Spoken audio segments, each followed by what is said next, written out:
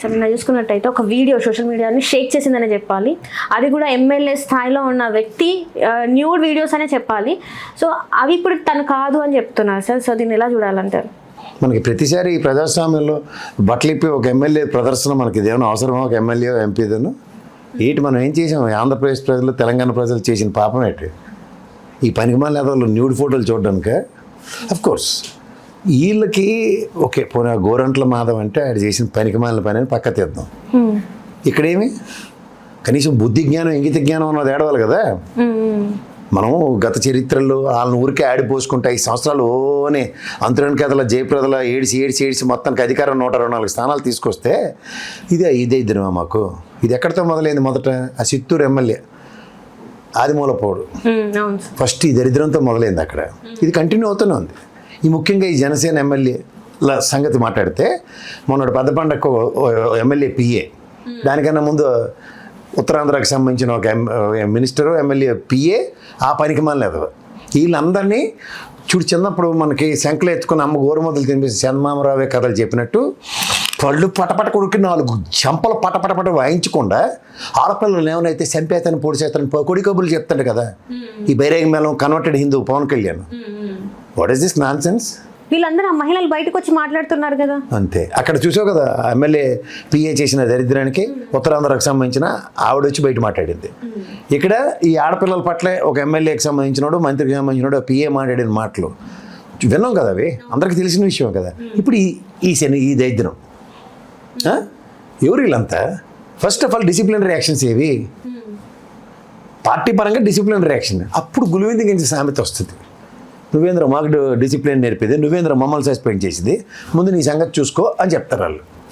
ఇప్పుడు వీళ్ళు ఎవరి మీద యాక్షన్ అంటే అంచేత గురువింద గింజ పైన ఎర్రగా ఉందని చెప్పి మెటమెట్లు ఆడిపోతే కింద నలుపు సంగతి ఏంటి అన్న ప్రశ్న అధ్యక్షుడికి వస్తుంది. అది వాళ్ళ మెయిన్ ప్రాబ్లం. అంటే డిసిప్లిన్ లేదు, వాళ్ళకాడు లేదు. ఇప్పుడు ఏపీ డిప్యూటీ సీఎం గారు పవన్ కళ్యాణ్ గారు ప్రచార సమయంలో ఆడపిల్లలకు అన్యాయం జరుగుతుంది. ప్రచార సమయం ఏంటి? మొన్న కూడా గెలిచిన తర్వాత కూడా చెప్పారు కదా సార్. అవే సందర్భ పేలపల్లి ఇవన్నీ జరుగుతుంటే మరి ఒక్కదాని కూడా ఎందుకు ఆ లోన్లో ఆడపిల్లల పట్ల ఏడు చేసినా అది వర్తించదు అని అర్థం.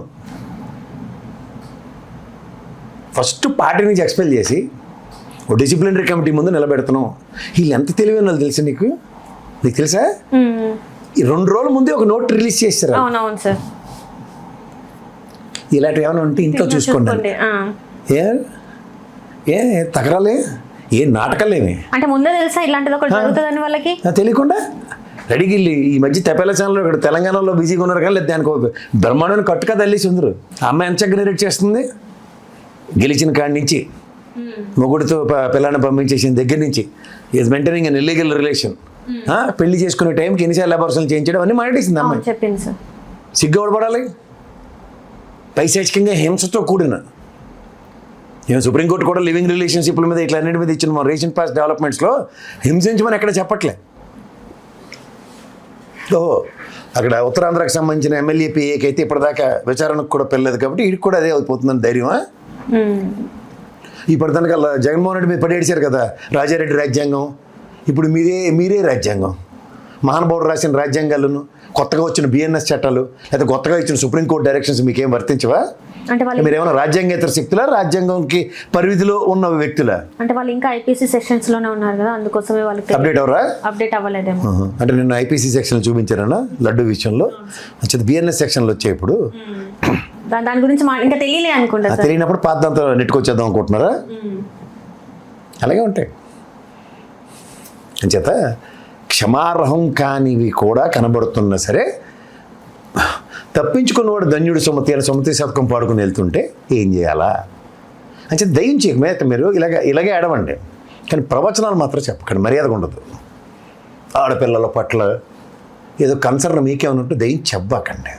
అదెందుకు సార్? ఇప్పుడు మనం చూసుకున్నట్టయితే చిత్తూరు అనుకుంటా జనసేన ఇన్ఛార్జ్ వల్ల తనది కూడా బయటకు వచ్చింది. కిరణ్ రాయల్ చిత్తూరు తిరుపతి ఇన్ఛార్జ్ కూడా సస్పెండ్ చేశారట. మళ్ళీ అతను పొలిటికల్ యాక్టివిటీస్ లో ఉన్నాడు. ఆయన అట్లా ఎట్లా ఉంటుంది అదే ఎవరికి అర్థం కాదు. అండ్ వినుతది చూసుకుంటే శ్రీకాళహస్తి వినుతది చూసుకుంటే అదొక అన్ని ఇలాంటివి ఉన్నాయి. అలాంటివి ఉంటాయి. అసలు ఇప్పుడు ఆవు గట్టును మేస్తుంది అనుకో, దూడలు సేల్లో మీద కదా, అది నోరు మూసుకుని ఆవు వెనకతలు మేస్తుంది కదా. ఆవు ఫస్ట్ సేల్లో మేసేసుకొని తిరుగుతున్న ఆవు వెనకతలు తిరుగుతున్న వాళ్ళు అంటే గ్యారంటీకి ఎలాంటి వాళ్ళు ఉంటారు? అదే బ్యాచ్ ఉంటారు. అంటే ఇప్పుడు అధినాయకుడిని నీ అడుగులో ఆకులో ఆకునే అని ఒక పాట ఉండేది అప్పుడు, అలాగే అడుగులో అడుగునే నడిచి మేఘ తిరుగుతుంది. సందేశం సినిమా. మేఘ సందేశానికి వీళ్ళు డిఫరెంట్ సందేశం ఇస్తున్నారు. ఈ తప్పును మనం చెప్పామనుకో, సనాతన ధర్మం కింద నుంచి పైకి మెట్లు కడుగుతాడు, ఇవన్నీ మనం ఆడుతున్నాం కదా తప్పు. సనాతన ధర్మానికి కొన్ని నియమాలు ఉంటాయి. నేను కూడా కదా ముఖ్యమంత్రి గారే చెప్పారు కదా, ఏకపత్ని ఒత్తునుండి సనాతన ధర్మం పలుకుడు అనేలాంటివన్నీ మాడతారని ఆయనే చెప్పాడు ఓ పక్కన. అది కాంట్రడిక్షనే కదా, ఇవన్నీ ప్రతిదీ తీసుకో. కానీ సనాతన ధర్మం అంటే పవన్ కళ్యాణ్ వాళ్ళు నమ్ముతారు. అది తీసుకెళ్ళి ఏడు చేస్తాడు. నా దారి రహదారి అన్నాడు చూసాం, కానీ ఈయన దారి గోదావరి. వీళ్ళందరూ వెనకాల నడిచి గోదావరిలోనే కలుస్తున్నారు వీళ్ళు. ఇంతవరకు దీని మీద ఎందుకు పవన్ కళ్యాణ్ అరే ముందు 2 రోజుల ముందే ఇచ్చారు. ఎక్కడ దొంగలు అక్కడే గప్ చెప్పు. చిన్నప్పుడు పంటలాటాడుకునే వాళ్ళం తెలుసు కదా.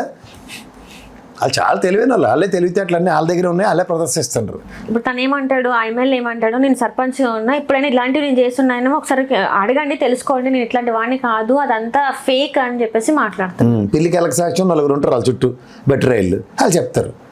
ఈ ఎమ్మెల్యే అబోధి మాట వాళ్ళకి ఆల్రెడీ ఎగ్జాంపుల్ సెట్ చేశారు కదమ్మా.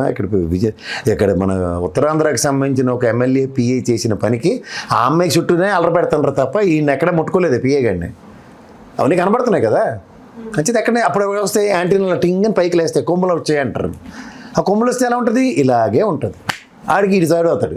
ఎమ్మెల్యేకి అయితే మీరు ఏం చేయలేదు కానీ మమ్మల్ని అయితే యాక్షన్లు తీసుకుంటారా అన్నదానికి ఆడికి ప్యాసిఫికేషను. ఆడికి ఏం చేయలేదు కాబట్టి నా మీద తీసుకుంటారా అన్నదానికి ఈ ఎమ్మెల్యేకి ప్యాసిఫికేషన్. ఓవరాల్గా ఆడపిల్లల మీద ఇలా ప్రవచనాలు చెప్తాడు. ఓం రోర్భో వత్సహ శ్లోకాలు చదివి ఆడపిల్లలను ఏమైనా చేస్తే తోలు తీసేస్తాను, నాకు కరాటే వచ్చు, వెళ్ళి మూలికలుడేమో కత్తిచ్చాడు నాకు మొన్న, చంద్రభోజులు మూలికలు చేసినోడు కత్తిచ్చాడు, దాంతో పొడి చేస్తాను. సిక్లా కూడా మొన్న పైనకి మళ్ళీ పనులు అన్నీ చేసుకుని తిరిగిన జయంతి రోజు గురుద్వారాకి వెళ్తే నువ్వు కూడా టర్బైన్ కట్టుకోకర్లేదు, కానీ నెత్తికి తలకు కట్టుకుని వెళ్ళాలి. అలాంటివి కాదు, కానీ ఇలాంటి ఓవర్ యాక్షన్లే భరించలేండి.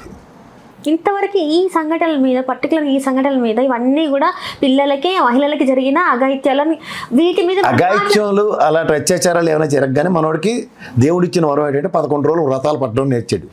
చిన్నప్పుడు ఆడపిల్లలు నోవులు పట్టడం చూసాం, కానీ మనోడు వెరైటీగా పెద్దానికి ఒక వ్రతం పడతాడు. 3 వ్రతాలు అలాంటివన్నీ పెట్టి కూర్చుంటాడు. ఇంక ఇవి కొనసాగుతూనే ఉంటాయి. వీళ్ళ దగ్గర అడ్డుకట్లు లేవు. ప్రతి చర్య ప్రభుత్వం పరంగా కఠినాత్మకమైన చర్యలు, పార్టీ పరంగా సస్పెన్షన్స్, పార్టీ పరంగా డిసిప్లిన్ రియాక్షన్స్ ఇలాంటివి కనబడితే వాళ్ళు దగ్గర పెట్టుకుని ఉంటారు. ఏవీ లేనప్పుడు ఏడు చేస్తారు. ఎవడో వాంఛలు వాడు తీర్చుకోవడానికి ఈ రాజకీయ క్రీడను ఆడుతున్నారు. ఇది మరి ఇప్పుడు ఈ శ్రీధర్ని రాజీనామా చేయమని అడుగుతారా లేదా ఏంటంటారు? మరి ఆయన ఇవన్నీ నమ్మరాలు, ఆడపిల్ల చెప్పింది అది నమ్మరు. వాళ్ళు ఏకంగా ఈ రచ్చాని పచ్చపోసని చెప్పుకున్న స్టేట్మెంట్ని కన్ఫైన్ చేస్తారు. అంటే ఆమె పిచ్చిదా, ఆమె ఐడెంటిటీని మరి బయట అక్కడ అనంతపూర్లో అపశుభం తెలియని పిల్లంటే కొంచెం మానసిక స్థితి కరెక్ట్గా లేని అమ్మాయి మీద కదా 10 మంది దగ్గర తెలుగుదేశం వాళ్ళు అగాయిత్యం చేస్తేనే దిక్కు దివానం లేదు వాళ్ళకి. ఈ అమ్మాయి బాగానే మాట్లాడుతుంది, అన్ని కరెక్టే చెప్తుంది. గవర్నమెంట్ ఎంప్లాయ్ మా అమ్మాయి, అదే చెప్తుంది, అన్ని చెప్తుంది. అండ్ ఇంకొకటి ఏంటంటే తనకి తల్లిదండ్రులు లేరు, హస్బెండ్ ఇంకా బాబుని దూరం. ఫస్ట్ థింగ్ అమ్మా ఒకటి నేను చెప్తున్నాను, 60-40 అని ఉంటుంది. నేను ఎప్పుడైనా ఒక ఫార్ములా ఉంటుంది, ఎంత లేదని ఇటు నుంచి కొంత లేకుండా ఎవరు ఉండరు. అవును సార్, ఖచ్చితంగా. అది అర్థమైందా? తప్పు జరిగింది కానీ దాన్ని సరిదిద్దే కార్యక్రమం వీళ్ళ పక్క నుంచి లేకుండా క్రెడిబిలిటీ సర్టిఫికేట్లు ఇచ్చేయడం చాలా తప్పు అంటారు. వెదవ పనే. అంటే పెళ్ళైన మహిళని మళ్ళీ పెళ్లి చేసుకుంటాను, విడాకులు ఇచ్చాయని చెప్పడం కరెక్ట్ అంటారా సార్? నమ్మక ద్రోహం అంటారు దాన్ని.